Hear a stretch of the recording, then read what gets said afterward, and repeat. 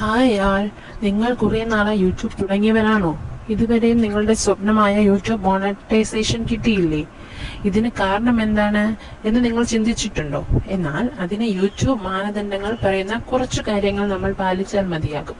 അപ്പോൾ 1000 സബ്സ്ക്രൈബേഴ്സും 4000 public watch ടൈമും എന്നുള്ള ആ ഒരു മാനദണ്ഡം എങ്ങനെ നേടിയെടുക്കാം എന്നുള്ളതാണ് നമ്മളിവിടെ പറയുന്നത്. അപ്പോൾ നിങ്ങൾക്ക് ഈ ഒരു 1000 സബ്സ്ക്രൈബേഴ്സ് ആൻഡ് 4000 വാച്ച് അവേഴ്സ് എങ്ങനെ നേടാമെന്നുള്ളതിൻ്റെ 5 ലളിതമായ മെത്തേഡ്സ് ആണ്, അല്ലെങ്കിൽ നിങ്ങൾ ചെയ്യേണ്ട 5 ലളിതമായ കാര്യങ്ങളാണ് നമ്മൾ ഇന്നിവിടെ ഡിസ്കസ് ചെയ്യുന്നത്. ഫസ്റ്റ് ഓഫ് ഓൾ, നിങ്ങൾ യൂട്യൂബ് ചാനലിൻ്റെ ഇൻട്രോ പറയുമ്പോഴത്തേക്ക് തന്നെ നിങ്ങൾ നിങ്ങളുടെ സബ്സ്ക്രൈബ് ചെയ്യുക, ചാനൽ സബ്സ്ക്രൈബ് ചെയ്യുക എന്ന് പറയാറുണ്ടോ? എങ്കിൽ ആദ്യം അതാണ് ഒഴിവാക്കേണ്ടത്. അതായത് ഫസ്റ്റ് ഓഫ് ഓൾ നിങ്ങൾ വീഡിയോ തുടക്കത്തിൽ തന്നെ ചാനൽ സബ്സ്ക്രൈബ് ചെയ്യൂ എന്ന് പറയുമ്പോൾ കാണികളിൽ ഒരു അരോചകം ഉണ്ടാക്കും. അതായത് നമ്മൾ അവരെ കമ്പൽ ചെയ്ത് സബ്സ്ക്രിപ്ഷൻ വാങ്ങിക്കുന്നത് പോലെ ഒരു തോന്നലായിരിക്കും ഉണ്ടായിരിക്കുക. അപ്പോൾ ആ ഒരു തോന്നൽ ഉണ്ടാവാതിരിക്കാൻ നമ്മൾ മാക്സിമം എൻഡ് ഓഫ് ദ വീഡിയോയിൽ മാത്രമായിരിക്കണം സബ്സ്ക്രൈബിങ്ങിനെ കുറിച്ചും അല്ലെങ്കിൽ ബെൽ ബട്ടൺ ക്ലിക്ക് ചെയ്യുന്നതിനെ കുറിച്ചും പറയേണ്ടത്.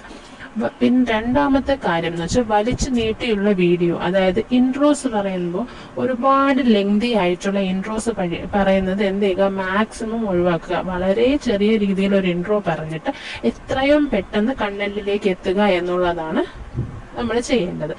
വ്യൂവേഴ്സിന് കൂടുതൽ വീഡിയോസ് കാണാൻ അല്ലെങ്കിൽ ഈ വീഡിയോ കണ്ടന്റ് എന്താണെന്ന് അറിയാനുള്ള ആ ഒരു അവരുടെ ആഗ്രഹത്തിലേക്ക് പെട്ടെന്ന് എത്തുമ്പോൾ കൂടുതൽ വീഡിയോസ് കാണാനായിട്ട് അവർ ശ്രമിക്കും.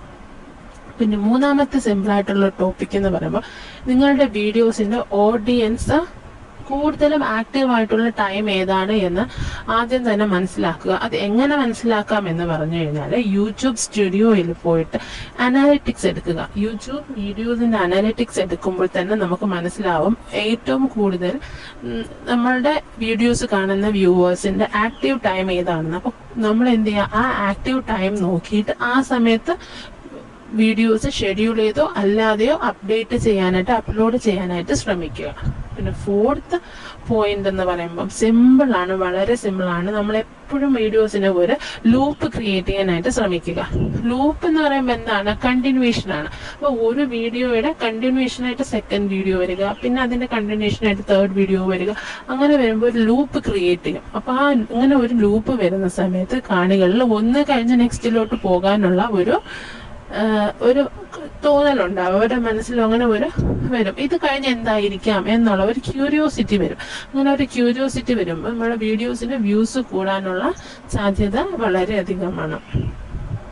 നെക്സ്റ്റ് 5 എന്ന് പറയുമ്പോൾ ഡിമാൻഡ് ഹാക്കിംഗ് ആണ്. എന്താണ് കറണ്ട് ഡിമാൻഡ്? ഇപ്പൊ സോഷ്യൽ മീഡിയയിൽ ഡിമാൻഡിങ് ആയിട്ടുള്ള ടോപ്പിക് എന്താണ്, അല്ലെങ്കിൽ നമ്മൾ ചെയ്യുന്ന ആ ഒരു നമ്മളിപ്പോൾ എഡ്യൂക്കേഷൻ ആണ് ചെയ്യുന്നത് എങ്കിൽ അല്ലെങ്കിൽ എന്റർടൈൻമെന്റ് ആണ് ചെയ്യുന്നതെങ്കിൽ ആ ഒരു മേഖലയിൽ എന്താണ് അപ്പോഴത്തെ ട്രെൻഡിങ്, അല്ലെങ്കിൽ നമ്മുടെ വ്യൂവേഴ്സ് എന്താണ് ഡിമാൻഡ് ചെയ്യുന്നത് എന്നുള്ളത് നമ്മൾ വളരെയധികം ശ്രദ്ധിച്ച് കണ്ട് വീഡിയോസ് എടുക്കുകയും വീഡിയോസ് അപ്ലോഡ് ചെയ്യുകയും ചെയ്തു കഴിഞ്ഞാൽ വളരെ പെട്ടെന്ന് തന്നെ നമുക്ക് വ്യൂവേഴ്സിന്റെ സബ്സ്ക്രൈബേഴ്സിന്റെ എണ്ണം കൂട്ടാനായിട്ട് കഴിയും.